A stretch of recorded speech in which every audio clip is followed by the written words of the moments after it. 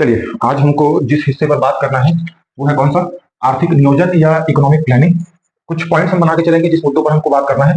सबसे पहले आर्थिक नियोजन का मतलब क्या है, मीनिंग ऑफ इकोनॉमिक प्लानिंग। उसके बाद इसकी आवश्यकता क्यों है ना, कि इकोनॉमिक प्लानिंग करने की नीड्स क्या है या जरूरत क्यों है, क्यों करते हैं हम इकोनॉमिक प्लानिंग। उसके बाद इसके ऑब्जेक्टिव्स या इसको कहेंगे हिंदी में उद्देश्य क्या है। फिर आगे चलकर इसकी प्रक्रिया, इकोनॉमिक प्लानिंग की प्रक्रिया या विकास की हम बात कर लेते हैं कि कहां से प्लानिंग शुरू होता है, हिस्टोरिकल बैकग्राउंड आ जाएगा इसमें। इसके बाद में इसकी विशेषताएं क्या है, विशेषता या फिर कैरेक्टरिस्टिक्स या फीचर्स, ठीक है। उसके बाद आगे इसका मूल्यांकन कि इकोनॉमिक प्लानिंग करना या आर्थिक नियोजन कितना काम का रहा या कितना लाभदायक रहा। उसके बाद सक्सेसफुल रहा, कितने फेलियर रहा, ठीक है। इस पर हमको बात करना है। सबसे पहले हम आते हैं किस पर, आर्थिक नियोजन क्या है या आर्थिक नियोजन का मतलब क्या है। देखिए, पिछले वाले चैप्टर में या पिछले वीडियो में हमने देखा कि भारत में ब्रिटिश उपनिवेशवाद के क्या क्या प्रभाव थे, ठीक है। पिछले क्लास में हमने ये डिस्कस किया है कि what were the effects of British colonial rule in India, ठीक। हमने कुछ 4-5 तरीकों से या 4-5 पॉइंट्स में ये बताने का प्रयास किया था कि उससे क्या क्या प्रभाव थे, उसकी मतलब ब्रिटिश ने जो यहाँ पर 200 साल तक हमारे यहाँ प्रशासन किया, उसका क्या क्या प्रभाव भारत की अर्थव्यवस्था पर पड़ा, इस पर हमने बात किया, जिसको हम एक पंचवर्षीय योजना के लिए या इकोनॉमिक प्लानिंग के लिए हिस्टोरिकल बैकग्राउंड की तरह भी हम ले सकते हैं। इस पर हमने बात की थी, ठीक। अभी हमको करना है क्या, इकोनॉमिक प्लानिंग। अब देखो, 200 साल तक ब्रिटिशर्स यहाँ पर रहे, उन्होंने हमारे संसाधनों का दोहन किया, हाँ कि नहीं। जैसे कुछ नकारात्मक प्रभाव हमको अपनी अर्थव्यवस्था पर देखने को मिलते हैं। अब ब्रिटिशर्स जाएंगे, 1947 में भारत देश स्वतंत्र होगा, 1950 में या 1949 में 26 नवंबर 1949 को हमारा संविधान बनकर तैयार होगा, ठीक है। फिर हम क्या करेंगे, उन्हीं नकारात्मक प्रभाव जो उपनिवेशवाद का इफेक्ट के तौर पर हमारे यहाँ पर रह गया था, हम उसको दूर करने के लिए प्रयास करेंगे। जिसके लिए हम क्या करना स्टार्ट करते हैं, हम इकोनॉमिक प्लानिंग करना स्टार्ट करते हैं, ठीक है। तो इसके मीनिंग पे हम बताएंगे कि आर्थिक नियोजन का अर्थ ये है कि किसी निश्चित समय में, ठीक है, निश्चित समय अंतराल में, ठीक है, एक फिक्स्ड टाइम इंटरवल में, ठीक है, कुछ विशेष उद्देश्य सेट किए जाते हैं, विशेष उद्देश्य सेट किए जाते हैं, कुछ स्पेशल ऑब्जेक्टिव्स बनाए जाते हैं, और उन स्पेशल ऑब्जेक्टिव्स को अचीव करने के लिए हम क्या चलाते हैं, हम कार्यक्रम चलाते हैं, ठीक। मैं कह रहा हूं कि एक फिक्स्ड टाइम इंटरवल लेते हैं, एक फाइनेंशियल ईयर ले लेते हैं, 1 साल 2 साल 3 साल का हम एक समय लेते हैं। उस समय में हम कुछ अपने ऑब्जेक्टिव्स या गोल्स सेट करते हैं जो हमको अचीव करना है, और उस गोल्स को या उस जो उद्देश्य है हमारे पास में, उसको हम प्राप्त करने के लिए हम क्या चलाते हैं, कार्यक्रम चलाते हैं। इसी को क्या कहते हैं, आर्थिक नियोजन कहते हैं। समझ पा रहे हैं। देखो, फिर से एक बार रिपीट कर रहा हूं, मैं ये कह रहा हूं कि आर्थिक नियोजन का अर्थ ये है कि हम किसी निश्चित समय के लिए कुछ उद्देश्य निर्धारित करते हैं और उन उद्देश्यों की प्राप्ति के लिए हम कार्यक्रम चलाते हैं, है ना। कार्यक्रम चलाते हैं बोलिए या स्कीम चलाते हैं बोलिए, सरकारी प्रयास, है ना। और ये प्रयास ही क्या कहलाते हैं, आर्थिक नियोजन के तौर पर देखे जाते हैं। एक दूसरा परिभाषा भी इसका आएगा, दूसरा डेफिनेशन ये होगा कि हमारे पास जो सीमित संसाधन है, क्या है हमारे पास में, जो सीमित संसाधन है, इन सीमित संसाधनों का या लिमिटेड रिसोर्सेस का क्या किया जाता है, उचित दोहन किया जाता है, ठीक है। उचित दोहन किया जाता है, और उचित दोहन के द्वारा विकास के लक्ष्यों की प्राप्ति करना, ठीक है। क्या कह रहा हूं मैं कि हमारे पास जो लिमिटेड रिसोर्सेस है उसका ऑप्टिमम हमको यूटिलाइजेशन करना है, और ऑप्टिममली उसको यूटिलाइज करके जो डेवलपमेंट की जो ऑब्जेक्टिव्स हमने सेट किए हैं उसको अचीव करना क्या कहलाता है, इकोनॉमिक प्लानिंग या आर्थिक नियोजन के तौर पर देखा जाता है। क्लियर। तो ये हो गया क्या, आर्थिक नियोजन का अर्थ क्या है, what is the meaning of economic planning. अब जब मीनिंग हो जाएगा तो हमको आगे देखना है कि इसकी आवश्यकता क्या है, what are the needs to plan our economy. आवश्यकता में हम बताएंगे कुछ बेसिक पॉइंट्स पर, यहीं पर लेके चलते हैं इसको, इसकी आवश्यकता क्यों है, ठीक है। आवश्यकता में क्या बताएंगे कि हमने भारत के संविधान में भाग 4 है, जो कि क्या है, DPSP, directive principle of state policy, ठीक है। राज्य के नीति निर्देशक तत्व संविधान के भाग 4 में अनुच्छेद 36 से लेकर के 51 तक वर्णित किए गए हैं। इन प्रत्येक आर्टिकल में या इन प्रत्येक अनुच्छेदों में जो कि संविधान में बताए गए हैं, इनमें एक कल्याणकारी राज्य की अवधारणा को प्रस्तुत किया गया है। मुझे बात समझ में आ रही है। मैं ये कह रहा हूं कि हमको आर्थिक नियोजन करने की आवश्यकता है, ठीक है, क्योंकि पहला पॉइंट, संविधान में उल्लेखित डीपीएसपी राज्य के जो नीति निर्देशक तत्व हैं उनकी व्याख्या की गई है, और प्रत्येक अनुच्छेद में जो कि 36 से 51 के बीच में आते हैं, एक कल्याणकारी राज्य के बारे में क्या कह सकते हैं कि एक कल्याणकारी राज्य की अवधारणा को प्रस्तुत किया गया है। क्योंकि हमको राज्य को यानी कि स्टेट को एक वेलफेयर स्टेट के तौर पर दिखाना है, इसीलिए हमको क्या करना है, इकोनॉमिक प्लानिंग की बात हमको करनी है। क्लियर है। अब इसके अंतर्गत डीपीएसपी में क्या दिया गया है, ये अगर आप चाहें तो प्लेलिस्ट में आपको जाकर कॉन्स्टिट्यूशन वाला जो पार्ट है, भारत का संविधान वाला पार्ट है, वहां पर आपको राज्य के नीति निर्देशक तत्व मिल जाएंगे। वहां पर आप जाकर देख सकते हैं कल्याणकारी राज्य क्या होता है, क्या क्या टारगेट्स या फिक्स राज्यों के लिए क्या क्या कर्तव्य निश्चित किए गए हैं, वो सभी चीजें आपको मिल जाएंगी। हालांकि ये इकोनॉमिक्स का पार्ट है, तो इसमें केवल इतना ही बताना पर्याप्त होगा कि डीपीएसपी के अंतर्गत एक कल्याणकारी राज्य की अवधारणा को प्रस्तुत किया गया है। ठीक है, और कल्याणकारी राज्य क्या होंगे, कैसे अपने उद्देश्यों की प्राप्ति करेंगे, इन सभी के बारे में हम क्या करते हैं, इकोनॉमिक प्लानिंग करने की हमको जरूरत पड़ती है, ये हम कहेंगे। दूसरे लेवल पर आए तो दूसरे लेवल पर हम कहेंगे कि हमको पॉवर्टी यानी कि गरीबी हटाना है, इसलिए हमको आर्थिक नियोजन करने की जरूरत है। तीसरे लेवल पर हमको क्या करना है, रोजगार यानी कि क्या, एम्प्लॉयमेंट। ठीक है, हमको रोजगार का सृजन करना है, इसलिए हमको अपने अर्थव्यवस्था में नियोजन या प्लानिंग की जरूरत पड़ती है। चौथे लेवल पर हम बताएंगे कि हमको आत्मनिर्भर बनना है, यानी कि क्या, सेल्फ रिलायंस। ठीक है, सेल्फ रिलायंस यानी कि आत्मनिर्भरता हमको प्राप्त करनी है, इसलिए हमको अपनी अर्थव्यवस्था को प्लानिंग करने की जरूरत है। इसके बाद में हमको समाजवादी व्यवस्था से, समाजवादी यानी कि सोशलिस्टिक व्यवस्था से जुड़ना है, इसलिए हमको अपना कहना चाहिए क्या, अपनी अर्थव्यवस्था को प्लान करने का या आर्थिक नियोजन करने की जरूरत है।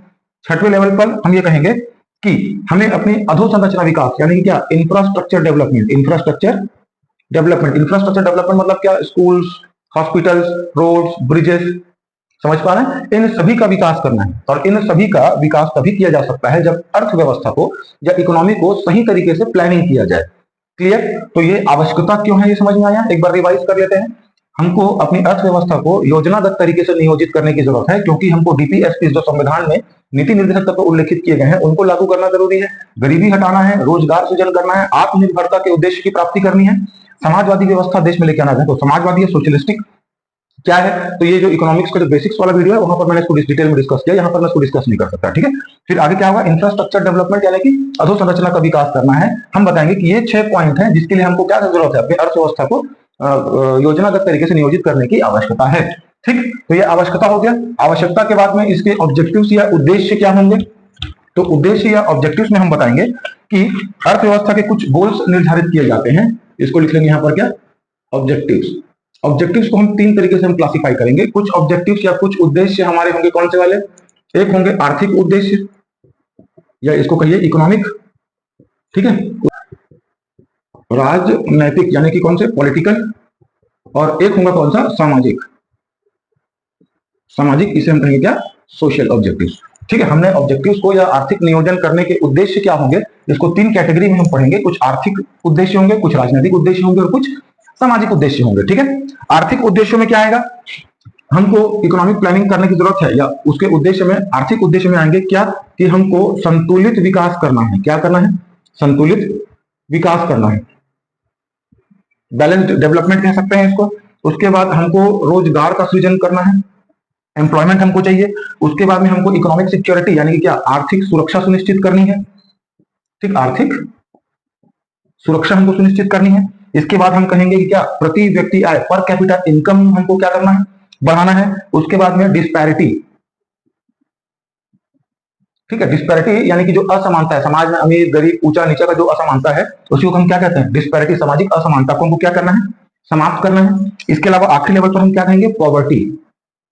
पॉवर्टी यानी कि गरीबी को हमको खत्म करना है। ठीक, तो हम कह रहे हैं इकोनॉमिक प्लानिंग के ऑब्जेक्टिव्स क्या क्या होंगे, कुछ इकोनॉमिक ऑब्जेक्टिव्स होंगे जैसे संतुलित विकास, रोजगार, आर्थिक सुरक्षा, प्रति व्यक्ति आय। प्रति व्यक्ति आय हम यहाँ पे इसको जीडीपी भी लिख सकते हैं।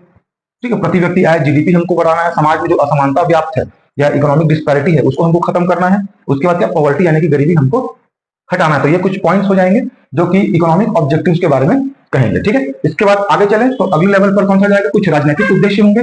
राजनीतिक उद्देश्यों में हम बताएंगे कि क्या है, इंटरनेशनल सिक्योरिटी। इंटरनेशनल सिक्योरिटी का मतलब क्या, अंतरराष्ट्रीय सुरक्षा हमको सुनिश्चित करनी है। उसके बाद समाज में क्या लेके आना है, इक्वालिटी। इक्वालिटी यानी कि क्या, समानता। इसके बाद में आखिरी लेवल पर पीस यानी कि शांति। ठीक, राजनीतिक उद्देश्य यानी कि पॉलिटिकल ऑब्जेक्टिव्स क्या क्या हो जाएंगे, इंटरनेशनल सिक्योरिटी, अंतरराष्ट्रीय सुरक्षा, समानता और क्या, शांति। ये कौन से 3 पॉइंट जाएंगे जो कि हमको एक पॉलिटिकल ऑब्जेक्टिव्स के तौर पर इसको हम लोग देखेंगे। ठीक, पॉलिटिकल ऑब्जेक्टिव्स के बाद में आखिरी क्या, सोशलिस्टिक ऑब्जेक्टिव्स कौन कौन से होंगे या समाजवादी उद्देश्य कौन से होंगे, कि जनसंख्या कंट्रोल। ठीक है, पॉपुलेशन कंट्रोल करना यानी कि जनसंख्या नियंत्रित करनी, पॉपुलेशन कंट्रोल की हम बात करेंगे। पॉपुलेशन कंट्रोल के बाद में हेल्थ या स्वास्थ्य कह दीजिए। ठीक, क्या है, जनसंख्या नियंत्रण करना है, स्वास्थ्य का देख के चलना है, और जीवन स्तर या लाइफ एक्सपेक्टेंसी या लाइफ स्टाइल कहिए, लाइफ स्टाइल हमको बढ़ाना है। उसके बाद क्या करना है, एजुकेशन। एजुकेशन यानी कि शिक्षा का स्तर हमको बढ़ाना है। तो ये कौन से उद्देश्य हो जाएंगे? आपका सोशलिस्टिक ऑब्जेक्टिव हो जाएंगे। क्लियर है? ऑब्जेक्टिव समझ में आया? ऑब्जेक्टिव की 3 कैटेगरी हम बना के चले, आर्थिक, राजनीतिक और सामाजिक। ठीक है, तीनों को हमने अलग अलग, इतना पॉइंट्स मेरे हिसाब से लगता है कि मोर देन सफिशिएंट होगा ऑब्जेक्टिव्स को बनाने के लिए, कि इकोनॉमिक प्लानिंग करने के लिए क्या क्या ऑब्जेक्टिव हम सेट कर सकते हैं। आगे चलें। इसके बाद जो अगला हिस्सा हमारा होगा वो कौन सा होगा? भाई एक एक पॉइंट को आप 3-3, 4-4 लाइन की अगर आप डिस्क्राइब करते हैं, एक्सप्लेन करते हैं तो मोर देन सफिशिएंट होगा। ऑब्जेक्टिव्स के बाद में जो अगला हिस्सा हमारा जाएगा प्रक्रिया या प्रोसेस, या फिर इकोनॉमिक प्लानिंग के विकास की बात कर रहे हैं। तो सबसे पहले इस पर हम ये बताएंगे कि सबसे पहले 1934 में, ठीक है, 1934 में एम विश्वेश्वरैया की जो किताब थी, कौन सी? Planned economy for India. ठीक है, एम विश्वेश्वरैया ने 1934 में अपनी एक किताब में प्लान्ड इकोनॉमी फॉर इंडिया में इस बात को जताया, या इस चीज की आवश्यकता को जताया कि हमारे देश में आर्थिक नियोजन यानी कि अपनी अर्थव्यवस्था को प्लान करने की जरूरत है, मतलब उसकी आवश्यकता को बताएंगे, नीड्स को बताएंगे, ऐसा हमको करना चाहिए। उसके बाद में 1938 में, ठीक है, 1938 में कौन? जवाहरलाल नेहरू ने इस बात को बताया कि हमें आर्थिक नियोजन करने की जरूरत है, लेकिन उस समय आपका वर्ल्ड वॉर 2, द्वितीय विश्व युद्ध चल रहा था, जिसकी वजह से ये क्या हो गया, ये जो आइडिया ये फेल्ड हो गया, हम कह सकते हैं। उसके बाद अगले लेवल पर 1944 में कुछ 7-8 उद्योगपतियों का समूह था, जिन्होंने ये आइडिया रिप्रेजेंट किया कि हमारे देश में अर्थव्यवस्था को नियोजित करने के लिए कितना खर्च करने की जरूरत है, तो 10,000 करोड़ रुपए खर्च करने की जरूरत है। किसके लिए? इकोनॉमिक प्लानिंग यानी कि इकोनॉमिक सस्टेबिलिटी को लेकर आने के लिए, जिसको हम क्या कहते हैं? बॉम्बे प्लान के नाम से हम जानते हैं। क्या बोलते हैं इसको? बॉम्बे प्लान के नाम से हम इसको जानते हैं। इसके बाद आगे चले तो फिर से वही 1944 के आसपास में ही, ठीक है, पीपल्स प्लान आया था। क्या आया था? पीपल्स प्लान प्रस्तुत किया गया, जिसमें अर्थव्यवस्था को नियोजित करने के लिए करीब 15,000 करोड़ रुपए खर्च करने की बात की गई थी। एक बार रिपीट करें इसको। देखिए, सबसे पहले 1934 में एम विश्वेश्वरैया की किताब आई थी प्लान्ड इकोनॉमी फॉर इंडिया, जहां पर इन्होंने भारत की अर्थव्यवस्था को नियोजित किए जाने की आवश्यकता के बारे में डिस्कशन किया था। उसके बाद 1938 में जवाहरलाल नेहरू ने आर्थिक नियोजन की बात कही, लेकिन उस समय द्वितीय विश्व युद्ध चलने के कारण ये आइडियोलॉजी क्या हो जाता है? फेल्ड हो जाता है, इस पर विचार नहीं किया जा सकता है। फिर बाद में 1944 में बॉम्बे प्लान है ना, यानी कि क्या, बंबई के कुछ उद्योगपतियों के समूह ने इस बात की आवश्यकता जाहिर की कि भारत में अर्थव्यवस्था को नियोजित करने के लिए लगभग 10,000 करोड़ रुपए खर्च करने की आवश्यकता है, जिसको हम क्या कहते हैं? बॉम्बे प्लान कहते हैं। तत्पश्चात 1944 में पीपल्स प्लान आया, जिन्होंने 15,000 करोड़ रुपए अर्थव्यवस्था को नियोजित करने के लिए खर्च करने की बात कही थी। ठीक है, तो ऐसे बहुत सारे आइडियाज दिए जाएंगे। बाद में यह बताया जाएगा कि ये सभी जो काम थे या ये सभी जो विचार थे, ये सभी क्या थे? पेपर वर्क महत्व थे, मतलब ये केवल कागज में रह जाए, कागज से लेकर के वास्तविकता यानी कि ग्राउंड लेवल पर ये काम करने के लिए नहीं हो पाए। ठीक है, क्या कहेंगे हम कि ये सभी जो आइडियाज दिए गए थे, चाहे वो एम विश्वेश्वरैया की बात कही गई हो, चाहे जवाहरलाल नेहरू की बात हो, चाहे बॉम्बे प्लान हो या पीपल्स प्लान हो, ये सभी क्या हो? कागजी कार्यवाही तक ही सीमित रह गए। क्लियर है? ग्राउंड लेवल पर इनके संबंध में कोई भी एक्शन नहीं लिया गया।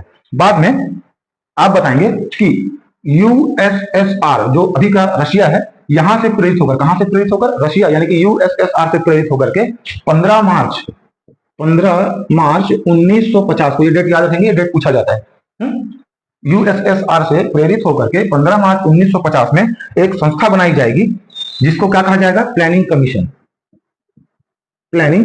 कमीशन या योजना आयोग नाम की एक संस्था को प्रस्तुत किया जाएगा। कब? 15 मार्च 1950 को। किससे प्रेरित होकर? तो यूएसएसआर से प्रेरित होकर एक संस्था का गठन किया जाएगा, जिसका नाम क्या होगा? प्लानिंग कमीशन होगा। इस संस्था के जो पदेन अध्यक्ष होंगे वो कौन होते हैं? तो देश के प्रधानमंत्री इसके अध्यक्ष होते हैं। ठीक है, अब इस प्लानिंग कमीशन के द्वारा हर साल सबसे पहले कब? 1 अप्रैल, याद रखेंगे इसको भी, 1 अप्रैल कब से? तो 1 अप्रैल 1951 से, याद रखेंगे कौन सा डेट? 1 अप्रैल 1951 से सबसे पहली योजना गठित करनी शुरू की जाएगी। 5-5 साल के लिए क्या करेंगे हम? इकोनॉमिक को, अपनी अर्थव्यवस्था को प्लान करेंगे।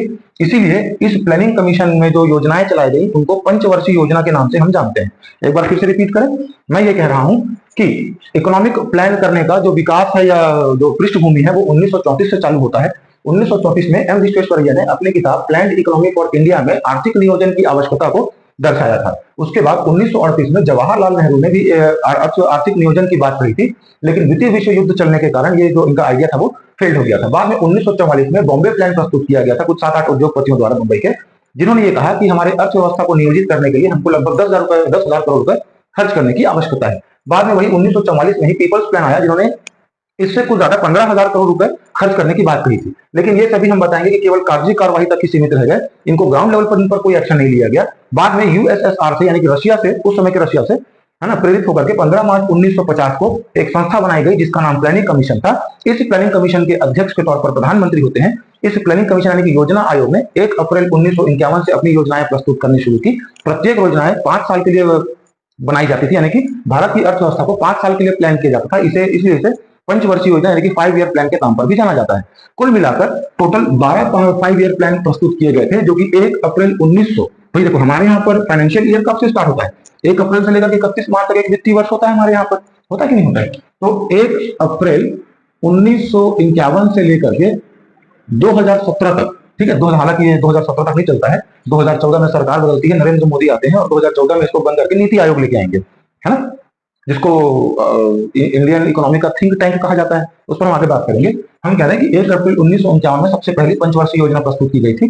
कुल मिलाकर 12 पंचवर्षीय योजना आएगा। जो अंतिम पंचवर्षीय योजना है वो 2012 से लेकर के 17 तक के लिए प्लान की जाएगी, लेकिन इसको आधे बीच में ही बंद करके 2015 में नीति आयोग को प्रस्तुत कर दिया जाएगा। ठीक है, तो कितने पंचवर्षीय योजना टोटल लेकर आ गए थे? तो 12 हमारे पास 5 ईयर प्लान होंगे 1951 से लेकर के 2015 तक। क्लियर? इसमें 2 बार हमको योजना अवकाश दिखने को मिलेगा। ठीक, उसके बाद एक रोलिंग प्लान भी हमको दिखाई देगा, हम करेंगे कि करके, ठीक है। ठीक, तो ये क्लियर हो गया। इसके बाद में कुल मिलाकर टोटल कितने प्लान मिलेंगे? 12 5 ईयर प्लान मिलेंगे, है ना। 1 2 3 4 5 6, ये 7, उसके बाद 8 9 10 11 और 12, टोटल कितने मिलेंगे बताया था मैं आपको? 12 पंचवर्षीय योजनाएं होंगी। इसके बीच में हम रोलिंग प्लान भी चलाएंगे और प्लान हॉलिडे भी रहेगा या योजना अवकाश भी हमको देखने को मिलेगा। जो सबसे पहली पंचवर्षीय योजना है ये 1951 से लेकर कब तक चलाएगा? 5 साल के लिए बनता था, तो 51 से लेकर के 56 तक। फिर ये हो जाएगा 1956 से लेकर के कब तक? 1961 तक। ठीक है, फिर जो तीसरी पंचवर्षीय योजना हमको मिलेगी वो 1961 से लेकर के 1966 तक। ये 3 डेट रहेंगे 5-5 साल के गैप में। अब इसको देखिए, इसको याद करने का तरीका क्या होगा। ये लास्ट वर्ड पर नंबर को आप ध्यान देंगे, तो लास्ट नंबर पर आप ध्यान देंगे तो यहां पर क्या आ गया? 16 61 16, ये देख पा रहे हैं आप? लास्ट नंबर को देखिए, 51 से स्टार्ट हो गए तो बता पाएंगे ना, कैसे याद रखना? 1950 में संविधान बनकर तैयार हुआ था, लागू हुआ था। 49 में संविधान बनकर तैयार हुआ था और 26 जनवरी को संविधान लागू कर दिया गया था 1950 में। और 51 से प्लानिंग कमीशन स्टार्ट हो जाएगा अपना काम करना। तो शुरू की जो 3 पंचवर्षीय योजनाएं हैं वो 51 56 61, यानी इसको ऐसे भी याद रख सकते हैं 16 61 16। ठीक है, लास्ट नंबर को आप देखते चलिए। इसके बाद यहां पर जो बीच में होगा, बीच में गैप आपको देखने को मिलेगा। इस गैप में 66 से लेकर के 69 तक, कब? 66 से लेकर के 69 तक प्लान हॉलिडे मिलेंगे। कौन से? 3 योजना अवकाश हमको दिखाई देगा। क्या दिखाई देगा? योजना अवकाश हमको दिखाई देगा। ठीक, इसके बाद से फिर से कब तक? 69 तक हो गया था। उसके बाद में तो आएगा, कब से आ जाएगा? 1969 से लेकर के 1969 से लेकर के फिर 5 साल ऐड करें तो 1974। अब फिर कब? 1974 से फिर आप ऐड करेंगे 5 साल, तो क्या? 1979 तक। समझ में आ रहा है? ये दो क्या, 5-5 साल का ऐड हो रहा है। अब यहाँ पर भी क्या ट्रिक होगा इसको याद करने के डेट को? फिर लास्ट नंबर को देखिए, दिख रहा है क्या? 9449, है ना, वैसे चल रहा है। उसके बाद फिर यहाँ पर पहले 3 स्कीम चलेगा, 3 प्लान हॉलिडे मिलेगा, फिर 2 स्कीम चलेगा, फिर यहाँ पर क्या दिखाई देगा हमको? रोलिंग प्लान दिखेगा। जो मोरारजी देसाई वाली सरकार आती है, यहाँ पर सरकार गिर जाती है, तो ये 79 तक नहीं, ये चलेगा तब तक 78 तक। तो 78, ठीक, 8 से 79 और 79 से लेकर के 80 तक, ये 2 तो क्या मिले हमको? यहाँ पर रोलिंग प्लान हमको दिखाई देंगे। कौन सा plan? Rolling plan. Rolling plan का मतलब यह है कि यहां तक इन सभी का, देखो यहां तक कहीं हम 5 पंचवर्षीय योजना चला लिए, 5 तो 5 ईयर प्लान हमारा चल गया। अब यहां पर आने के बाद क्या, सरकार बदल जाती है, तो ये कितने सफल रहे कितने असफल रहे, इन सभी का हर साल क्या करना था? एक रिवीजन के तौर पर करके चलना था और एक साल में हमको क्या करना था? ठीक करना था। इसीलिए हमसे क्या बोलते हैं, पिछले से चलते हुए आ रहे थे, रोलिंग प्लान। क्लियर है? तो यहाँ पर 2 हमको क्या दिखाई देगा? 2 रोलिंग प्लान दिखाई देगा, यानी कि 2 साल के लिए। इसके बाद से फिर और 7वें में आ जाइए, तो ये 1980 से लेकर के 1985 तक और फिर से 1985 से लेकर के 1990 तक। ठीक है, ये फिर 2 5 ईयर प्लान दिखेंगे। यहां पर अगर ध्यान दें आप, फिर से इसको याद करने के लिए, ठीक, तो ये 0550 मतलब क्या? 0 से लेकर 5 और 5 से लेकर के 0। ठीक, ये समझ में आ रहा है?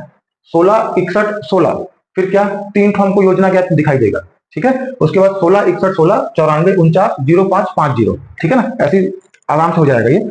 इसके बाद फिर 7वीं पंचवर्षीय योजना के बाद में आपको 1991 से लेकर के प्लान हॉलिडे, ठीक, ये योजना अवकाश जाएगा। इसके बाद फिर आगे चलें तो 8 या 7 तक का क्लियर है। शुरू के 3 16 61 16, उसके बाद फिर 20 के 2 94 49, उसके बाद फिर के 2 कौन सा 05 50। ठीक, ये 7 तक का याद हो जाएगा। इसके बाद में आगे चलें 1992 से 1997, 1992 से 1997 तक 5 साल। अब ये लास्ट नंबर को देखो 2 और 7 चल रहा है, वैसे यहाँ पर क्या 1997 से लेकर के 2002 तक का। ठीक, फिर इसमें सब में 5 साल ऐड कर जाइए। देखो ये 2 7 7 2, फिर से ये 2 7 7 2 और 2 7, यहाँ पर जो आखिरी 2 7 मिलेगा वो कौन सा होगा 2012 से लेकर के 2017 तक का। तो ये डेट याद करने का ट्रिक समझ में आया आपको क्या? 1951 से प्लानिंग कमीशन प्लानिंग स्टार्ट करेगा। सबसे पहली पंचवर्षीय योजना 1 अप्रैल 1951 से लागू होगी, 5 साल तक 1956 तक चलेगी, वैसे ही 5-5 साल तक 3 बार। ठीक है, तो लास्ट जो नंबर है डेट के क्या 1951 से 1956 तक 1 और 6 आया, वैसे यहाँ पर 61 फिर 16, तो क्या 16 61 16। फिर आपको 3 योजना अवकाश दिखाई देगा 66 से लेकर 69 तक। ठीक है, उसका फिर 1969 से 1974 तक, फिर 1974 से 1979 तक।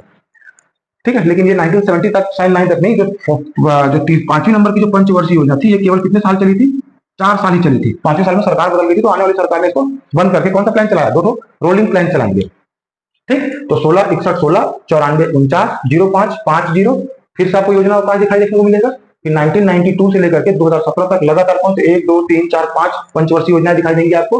ट्रिक 27 देखो यहाँ पर इसका देखेंगे तो ये होगा 2 7 7 2, फिर 2 7, फिर 7 2, फिर आते हैं फिर कौन सा 2 7, तो 27 72 27 72 27। ऐसे करके आप ये 5 पंचवर्षीय 12 पंचवर्षीय योजनाओं के डेट को आप मेमोराइज कर सकते हैं। ठीक है, अब हम एक एक करके सभी 5 ईयर प्लान में क्या विशेष था इस पर हम बात करते चलेंगे। देखिए, स्वतंत्रता से पहले जो भारतीय अर्थव्यवस्था थी उसका किस प्रकार दोहन किया गया था, ये पिछले वाले वीडियो में डिटेल में डिस्कस किए हैं।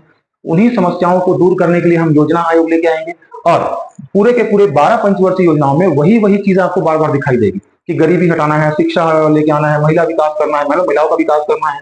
ठीक है, क्योंकि प्रति व्यक्ति आय बढ़ानी है, जीडीपी बढ़ानी है, ये बार बार वही चीज दिखाई देगा। तो हम उसको डिस्कस ना करके हम जो स्पेशल था एक 2 पॉइंट जो इसमें क्या थी खास बातें थी उस पर हम बात करेंगे। ठीक है, चलिए बढ़िया आगे। तो सबसे पहले जो पहली वाली पंचवर्षीय योजना थी, ठीक है, एक एक करके डिस्कस करते चलते हैं। तो जो फर्स्ट 5 ईयर प्लान था इसको क्या कहा जाता है? इसको हेराल्ड डोमार मॉडल के नाम पर हम जानते हैं। कौन सा?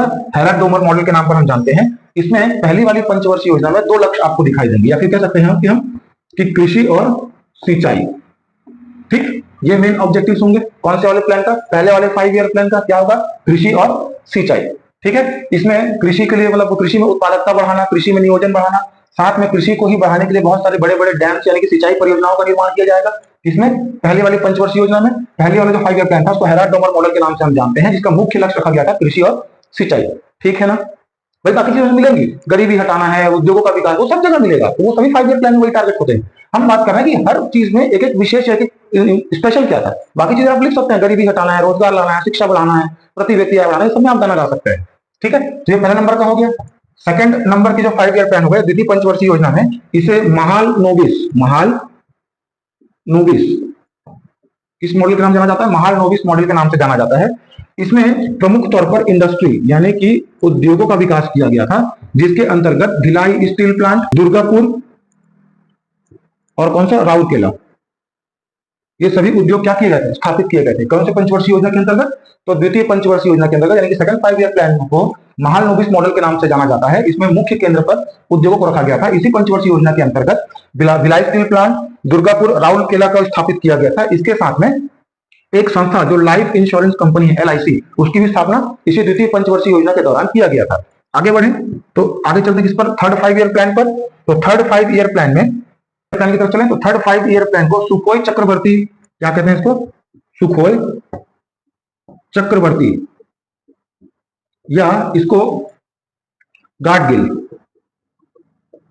ठीक है, गाडगिल मॉडल भी कहते हैं। क्या कहेंगे? थर्ड 5 ईयर, पहला वाला हेराल्ड डोमर, दूसरा नंबर महाल नोबिस और तीसरा नंबर क्या? सुखोई चक्रवर्ती या गाडगिल मॉडल के नाम से जाना जाता है। इसमें जो मुख्य कदम उठाए गए थे वो कौन से हो जाएंगे? पहले वाले में कृषि, दूसरे वाले में उद्योग, तीसरे वाले में कृषि प्लस उद्योग, इन दोनों का विकास करके क्या करना था? आत्मनिर्भरता का लक्ष्य रखा गया था। किसका लक्ष्य रखा गया था? सेल्फ रिलायंस या आत्मनिर्भरता की बात यहां पर की जाएगी। क्लियर है? कितने हो गए? 1 2 3 हो गए। पहला नंबर खैरात डामर मॉडल था, जिसको हम लोग कृषि और सिंचाई, इस पर मतलब कृषि को मेन टारगेट किया गया था। सेकंड नंबर 5 ईयर प्लान में इंडस्ट्री या उद्योग को टारगेट किया गया था, इसी के तहत लाइफ इंश्योरेंस कंपनी को इंट्रोड्यूस किया गया। थर्ड नंबर प्लान को उसको सुखोई चक्रवर्ती या गाडगिल प्लान भी कहते हैं, ठीक है। इसमें कृषि और उद्योग दोनों का समग्र विकास है, मतलब कृषि में हम खुद की खेती करेंगे, उद्योग में हम अपने सामान खुद बनाएंगे, और ये दोनों करके हमको क्या करना था? इंपोर्ट्स को, जो हमारे इंपोर्ट्स हैं, जो हम आयात करते हैं, उसको हमको कम करना था, यानी क्या बनना था? हमको आत्मनिर्भर अर्थव्यवस्था की ओर आगे बढ़ना था। इसी दौरान तीसरे पंचवर्षीय योजना का, देखो तो तीसरा पंचवर्षीय कब से है? 1961 से लेकर 1966 तक का है। और इसी बीच में क्या हो जाता है? भारत में इंडो चाइना वॉर हमको देखने को मिलता है। एक तो इंडो चाइना वॉर होगा, उसके बाद कौन सा? इंडो पाक वॉर। कौन सा? इंडो पाक वॉर। ये 2 युद्ध हमको देखने को मिलता है, इसके चलते में क्या हुआ था? तीसरा वाला जो योजना था वो क्या हो गया था? विफल हो गया था, ऐसा हम कह सकते हैं, ठीक है। इसी तीसरे पंचवर्षीय योजना के तहत आपका इनकम टैक्स एक्ट को प्रस्तुत किया जाएगा, और साथ IDBI बैंक की स्थापना इसी तीसरे पंचवर्षीय योजना के दौरान की जाएगी। यहां तक का मामला क्लियर है? ये 3 हो गए हमारे, 3 तो 5 ईयर प्लान हो गए। अब इसके आगे के जो हिस्से बचे रह गए, कौन सा? जो बाकी 4 से लेकर के 12 तक के जो 5 ईयर प्लान है, उन सब के बारे में हम लोग आगे बात कर लेंगे। जो टॉपिक हो गया उसको हम लोग बाद में डिस्कस कर लेंगे।